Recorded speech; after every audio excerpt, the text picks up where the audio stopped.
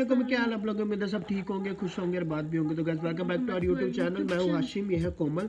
Channel को अगर आपने पहले से सब्सक्राइब नहीं किया तो सब्सक्राइब कर देना, लाइक कर दें, शेयर कर देना। आज हम जिस वीडियो पे रिएक्शन करने जा रहे हैं, कमाल वीडियो होने वाली है, वो है the Ladakh tent, world's first solar heated military tent made in India.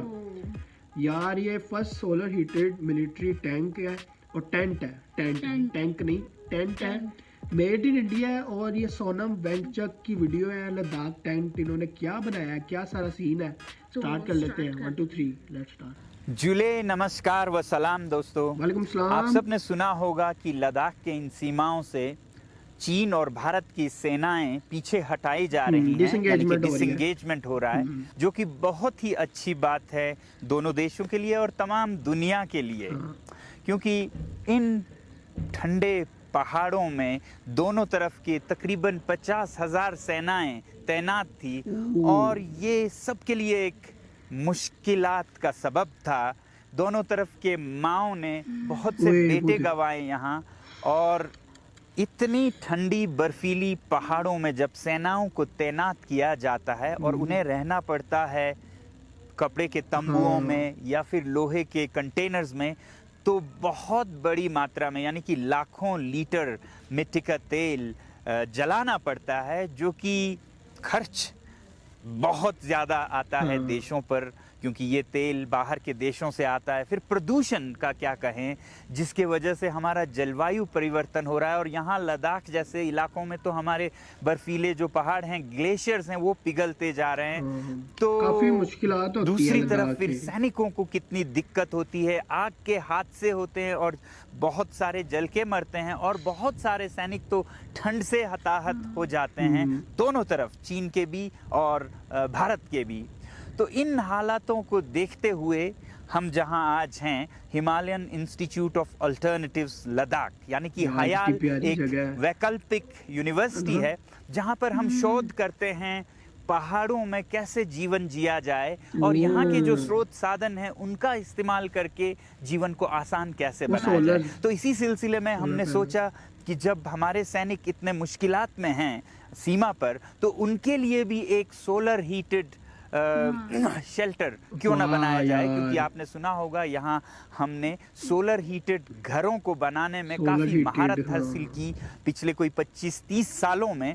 तो अब ये मोबाइल, यानी कि उठा के जिसे हम ले जा सके ऐसे घरों में, यानी कि तंबू जो कि सोलर हीटेड हो, वो कैसे बनाएं। इसके बारे में मैं ज़रा सा बताऊं तो ये कोई 15 साल पुराना मेरा एक आविष्कार है, जो कि शुरू में हमने चांगतांग के जो पश्मीना यानी कि कश्मीर जिसे कहते हैं कि चरवाहे हैं भेड़ बकरियों के, उनके लिए, क्योंकि वो खाना बदोश होते हैं, उनके लिए एक टेंट बनाया था। तो इस बार की सर्दियों में हमने ये देखा कि जो हमारे सैनिक हजारों में तैनात है गालवान की वादी में, वहाँ बहुत कड़ाके की ठंड पड़ती है और उन्हें बहुत तकलीफें हो रही हैं। तो हमने इस यूनिवर्सिटी में एक प्रोजेक्ट पे काम करना शुरू किया, और प्रोजेक्ट था एक ऐसा तंबू, पैसिव सोलर हीटेड टेंट बनाने का, जिसमें कि हमारे सैनिक आराम से रह सकें और गर्मी सूरज से हो और न तेल का खर्चा न धुआं हो। तो इस पैसिव सोलर हीटेड टेंट का जो ये आप प्रोटोटाइप देख रहे हैं, इस पे तकरीबन 1 महीना लगा हमें। तो ये सोलर टेंट अंदर से कैसा है और काम कैसे करता है, उसे देखने जाने से पहले मैं आपको ज़रा सा बताऊं कि ये कैसे बना हुआ है। इस टेंट के 2 हिस्से हैं। एक आगे का हिस्सा जो कि ग्रीन हाउस हिस्सा है, जहां से सूरज की गर्मी जाती है, और जो पीछे का हिस्सा है वो स्लीपिंग चैम्बर है, जहां की सैनिक रात को सोते हैं। और ये बहुत हाईली इंसुलेटेड हैं, बहुत जैसे रजाई होता है उस तरह का स्लीपिंग बैग की तरह है, और इस पर विंड शीटर वाटरप्रूफ कवर लगा हुआ है। और फिर ये जो आगे का हिस्सा है जो ग्रीन हाउस है, इससे हम अंदर जाते हैं। चलो अंदर चले। अच्छा, उधर से डायरेक्ट धूप आ रही है, तो ये दूसरी साइड पे वो पैसिव सोलर हीटेड टेंट। इस टेंट या तंबू के 2 खास हिस्से हैं, एक जो कि स्लीपिंग चैम्बर है, एक सोलर लाउंज, यानी कि शयन कक्ष और विश्राम कक्ष। यहाँ पर सैनिक दिन में आराम से खुले में बैठ के अपने काम कर सकते हैं, हथियारों का सफाई वगैरह, और दिन में बहुत ये गर्म रहता है मगर रात में नहीं। रात में हाँ, और फिर रात में ये कक्ष जो इसका उत्तर का हिस्सा है वो गर्म होके गर्म रहता है, तो वो यहाँ उनका सोने का हिस्सा है। अब ये पूरा टेंट कैसे गर्म रहता है, इसके 3 तरीके हैं। एक है कि दक्षिण दिशा से सूरज की किरणें आए, जैसे इधर आ रही हैं, वैसे ही ये जो दीवार है ये इसका दूसरा हिस्सा है। पहला हिस्सा दक्षिण से धूप आए, दूसरा हिस्सा वो धूप इस दीवार में, जो ये शयन कक्ष की दीवार देख रहे हैं, वो एक हीट बैंक है, इसमें वो गर्मी जमा होके रहे ताकि वो रात को उपलब्ध हो, जबकि गर्मी की सबसे ज्यादा जरूरत हो। तो दिन की गर्मी रात तक इस दीवार में कैद रहे या जमा रहे, संचित रहे। ये इस दीवार में हम पानी का प्रयोग करते हैं और भी कुछ मटेरियल्स का, और इसको पॉलीकार्बोनेट के पारदर्शी परतों से ढका गया है, जिसमें से धूप जा सकती है मगर गर्मी वापस ना आए। तो इधर फिर खिड़कियां हैं, यहाँ एक दरवाज़ा है, और फिर उसकी दूसरी तरफ हम शयन कक्ष में, स्लीपिंग चैम्बर में जाएंगे तो तीसरा हिस्सा है इंसुलेटेड कक्ष। 3 हिस्से हुए, दक्षिण से धूप का आना, और इस दीवार में वो जमा होके रहना, और फिर रात को ये गर्मी बाहर ना चली जाए उसके लिए एक इंसुलेटेड चैम्बर, जहां से गर्मी बाहर ना जाए। तो आइए हम शयन कक्ष यानी कि जो स्लीपिंग चैम्बर है उसमें जाएं।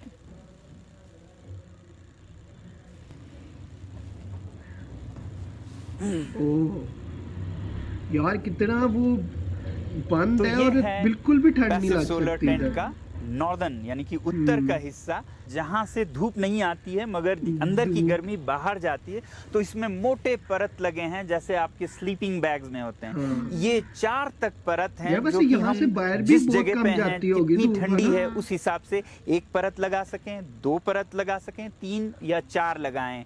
सर्दियों में हो तो 4 लगाने पड़े, गर्मियों में आप इसे उतारते जा सकते हैं। तो ये परतें अंदर की गर्मी को बाहर नहीं जाने देती।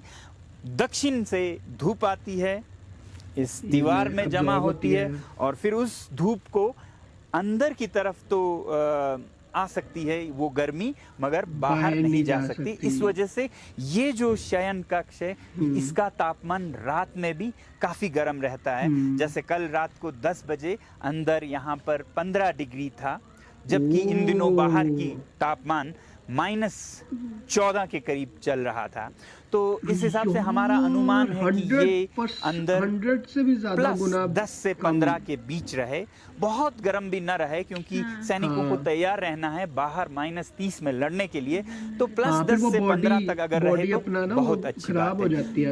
इस टेंट में दक्षिण की धूप और बीच के ये दीवार में हीट बैंक, और फिर उत्तर के इंसुलेशन के अलावा ये जो आकार है, जो कि गोलाकार है, जिसके वजह से इस तंबू का सरफेस एरिया, क्षेत्रफल कम से कम होता है। ये एक ज्योमेट्री का हिसाब है। इसके वजह से भी गर्मी बाहर को कम जाया होती है, तो इस वजह से अंदर गर्मी बनी रहती है। तो अभी बाहर धूप जा चुकी थी और आपने देखा बहुत ठंडी हवाएं चल रही थी, मगर अंदर बिल्कुल शांत है, और तापमान मैं देख रहा हूँ 19.6 है। ये तो खैर अभी धूप डली है, मगर देखना रात को है कि रात को जब 9-10 बजे हो तो तब अच्छा तापमान हो। इस सोलर टेंट के डिज़ाइन में हमने ये ध्यान में रखा कि इसे पोर्टेबल रखना चाहिए, ताकि ये कहीं भी ले जाया जा सके, और ऊंचे पहाड़ों में, खासकर जो रेजांगला और ब्लैक टॉप हिल, उनको नज़र में रख के, या फिर सियाचन ग्लेशियर, उनको नज़र में रख के बनाया गया है। और इसको जब हम खोलते हैं तो ये कोई 30 से 40 हिस्सों में बट जाता है, और हर हिस्से के वज़न 30 किलो से ज़्यादा नहीं होनी चाहिए, ताकि उसे उठा के ले जाया भी जा सके। और इसका एक ज़रा महंगा वर्जन होगा जो कि एल्यूमिनियम का होगा, उसमें तो लगभग 20 किलो से ज़्यादा कोई भी हिस्सा नहीं होगा। इसका डिज़ाइन हमने सेना के साथ निकट समन्वय रखते हुए, उनकी ज़रूरतों को समझते हुए किया है और सेना ने हमें बहुत सहयोग इसमें दिया है। अब अगर हम इसकी कीमत के बारे में बात करें तो ये टेंट आगे चलकर भी और अभी भी तकरीबन 5 लाख रुपए में बन के आता है। मगर इसके विकल्पों के साथ अगर तुलना करें हम, तो विकल्प हैं लोहे के कंटेनर्स, उनमें एक तरफ तो हीटिंग की कोई व्यवस्था नहीं होती है, दूसरी तरफ उनका क्षेत्रफल एरिया जो है इसके आधे से भी कम होता है और उनका कीमत लगभग सेना को 9 से 10 लाख रुपए पड़ जाते हैं। तो ये आधे कीमत में दुगना क्षेत्रफल देती हैं। फिर दूसरा विकल्प है कपड़े के तंबू, वो तो सस्ते होंगे मगर बहुत ही ठंडे भी होंगे। इसी प्रोजेक्ट को अगर एक सरकारी लैब में एक रिसर्च प्रोजेक्ट की तरह किया गया होता तो शायद आधे से 1 करोड़ तक लग जाता। हमने यहाँ पर इसे बहुत ही कम खर्चे में किया और 1 महीने में डेवलप किया और इसका खर्चा हमने सरकार से नहीं लिया, बल्कि ये जो परियोजना है ये मेरे अपने खर्चे से एक सेना के लिए भेंट या तोहफा के रूप में करने का हमने सोचा है। और अब हम बाहर आ गए हैं इस तंबू के, काफ़ी हवाएं चल रही हैं और काफ़ी ठंड है यहाँ पर। तो जाते जाते मैं ये बताऊं आपको कि इस तंबू का फ़ायदा सैनिकों को तो होगा ही, देश के खर्चे भी बचेंगे ही, मगर सबसे ज़्यादा फ़ायदा होगा आपको, हमें, खासकर लद्दाख के लोगों को। और लद्दाख के तमाम पशु पक्षी फूल पौधे धन्यवाद करेंगे हमारे देश को। बताता हूँ वो कैसे। अभी जिस तरह से हमारे सैनिक और फिर चीनी सेनाएं और दुनिया की सारी सेनाएं जिस कदर से तेल जला रहे हैं उससे बहुत भारी प्रदूषण हो रहा है।